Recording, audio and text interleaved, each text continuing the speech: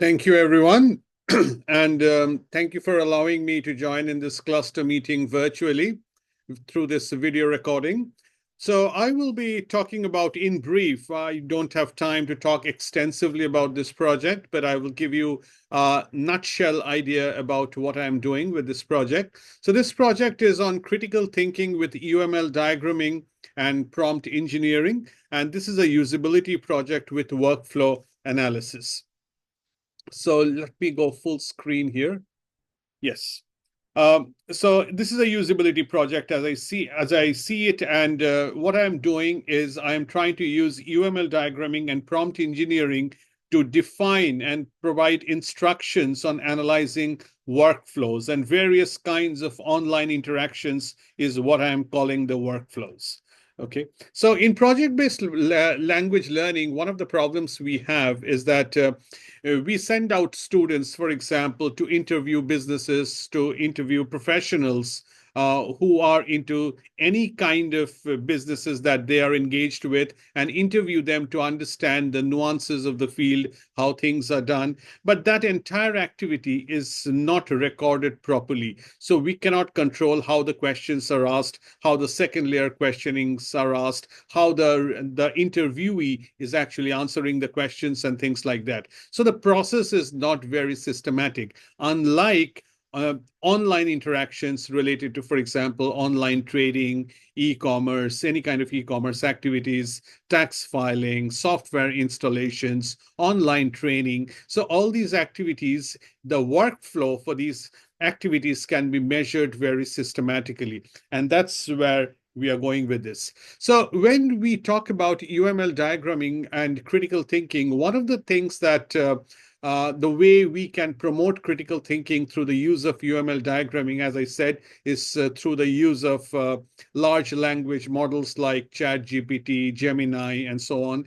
And what we are trying to do is we are trying to engage students in a method where they get very comfortable using prompts extensively in trying to understand the language and trying to use the language. So, for example, when you go for software as a interview, if you're interviewed as a software engineer, these days you're not really interviewed and asked to write codes. You're asked to analyze codes. So such is the age. So similarly, we are using prompt engineering not to start things from scratch, but to use it to analyze workflows. What kind of errors are made? What kind of interactions happened during the online interaction? Where did the persons clicked, which pages were visited most, which areas were looked at most, what were the questions that the user had in mind when going through such workflow interaction. This really systematized the process. So basically what we are trying to do is we are trying to promote analytical skills,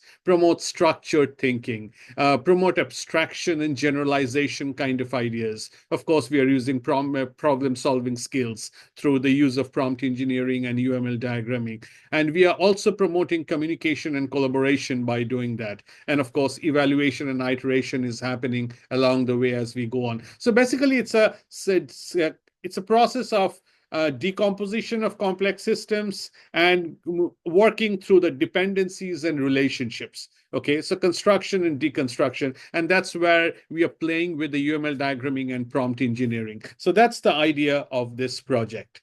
So how UML diagramming helps with critical thinking?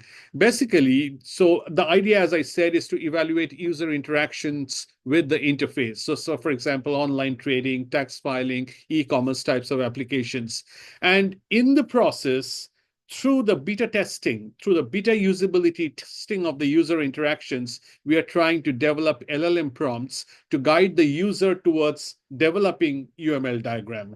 And how is this process helping? When we identify the typical workflow with usability testing on site, then we are actually clarifying complex ideas through visualization of concepts, identifying relationships, and so on. We are also encouraging very high level of critical thinking through cause and effect, conditional thinking kind of thing, supporting strategic problem solving. We are working through the hypothesis testing and trying to see if what we thought would work is exactly what's happening. Okay, so resource planning, precision and completeness, structured thinking. Documentation is a very critical aspect of such process, the end product of the using prompt engineering along the way and UML diagramming along the way. We actually see the structure of how the reasoning has unfolded. Okay, so that's how we are using this product. So when we are talking about UML diagrams, so UML diagram, as I said, is a visual representation. It's being used in software engineering for a long time, and it's also being used in usability testing nowadays. But prompt engineering, the use of prompt engineering and UML diagramming as a combination and extensively through an iterative processing is something which is very new. And we are trying to understand a system structure, behavior, and interactions as it happens in software engineering. And in our case, we are trying to understand it in terms of the workflow analysis for e-commerce sites, tax filing, online tutorials, and so on. Okay, so we dealt with many kinds of UML diagrams as part of this project, but here we are talking about class diagram. The main thing, some of the main UML diagrams that we focused on is class diagram. We focused on use case diagrams, sequence diagrams, activity diagrams, because we wanted to see what are the classes. Okay, so for example, in my case, I worked through the case study as only with finance. Okay, we looked at the Investopedia simulator for online trading, and I will come to that point. But these are some of the basic types of UML diagrams that we looked at for our projects. So we looked at the customers, identifying the transactions, the relationship that the customer has with various kinds of accounts. An account can have multiple transactions, and the transaction may involve association with account and possibly another account and so on. So in terms of the use case diagram, we looked at the actors, the use cases. So what are the activities that the user is involved in? So for example, withdrawing funds, transferring funds, printing statement, putting up a loan application, okay, and so on. And so the association between various attributes is something that we looked at. In terms of the sequence diagram, we looked at exactly how the user has interacted. Okay, we can look at how the user has interacted with the online system, or in general, how the user has gone through the process. Okay, so for example, the customer initiates a transfer request. So the online banking system verifies the customer's credentials. Then upon sufficient balance, the system deducts the amount from the source account and credits it to the target account, and so on. So these are the line of our activities that's happening, and that's what we are trying to understand as part of the sequence diagram. In activity diagram, we are trying to understand what are the major activities, what are the major activities that the user is involved in. So for example, starting a loan application, how do you input personal information? So in activity diagram, it's a standardized set of activities that is happening one after another.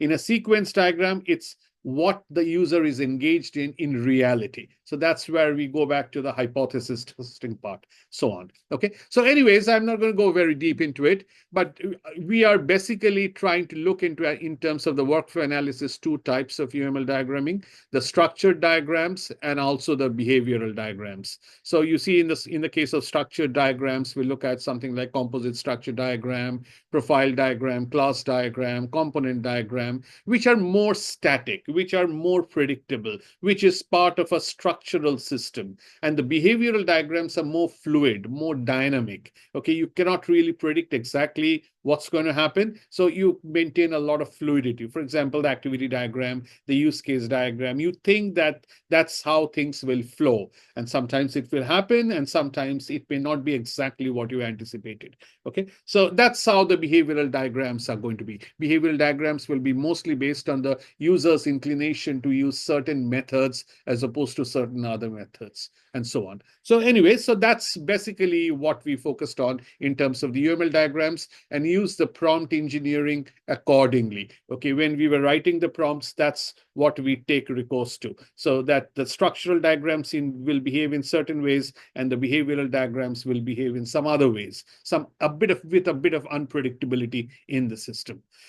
So these are some examples of So I worked extensively through this, but these are just a few examples of, because we don't have time, how you define the prompts, like the simple prompts, the moderate prompts, the intermediate prompts, and what you believe to be the objective and the expected website interaction. And this was done based on the first layer of beta usability interactions that the user went through when is handling Investopedia simulator. So these are expected website interactions. So the prompts are, for example, what is stock trading? How does stock trading work? And what are the key terms involved? So based on the layers, from simple prompts, you move on to the moderate prompts. From moderate prompts, you move on to the intermediate prompts. And you try to see if you can draw the UML diagram based on these layers of information, okay? And we'll see how the method has unfolded.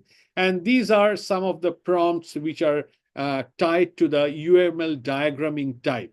So some of these, you see the sequence diagram, the state diagram, and so on. So it depends on the kind of prompts, the nature of the prompt, the what kind of questions you're asking, then the UML diagramming type will change accordingly. So that's what we are trying to show here.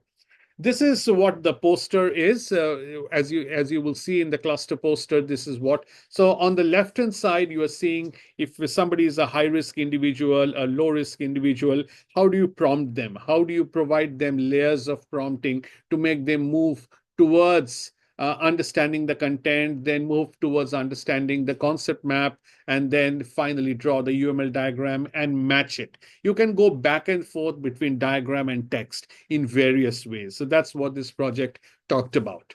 Okay. The